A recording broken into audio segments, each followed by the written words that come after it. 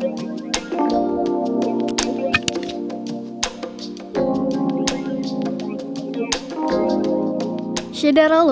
wilayah Kabupaten Simelu yang dikelilingi lautan, banyak ditemukan tanaman bakau alami.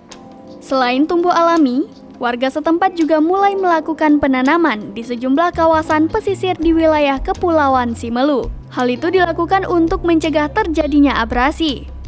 Tanaman bakau yang ditanam itu kini mulai tumbuh di kawasan pesisir Kecamatan Simelu Timur. Sedangkan tanaman bakau yang tumbuh alami tampak rimbun menghiasi kawasan pesisir. Dari Sinabang, Sari Mulyasno, Srambion TV.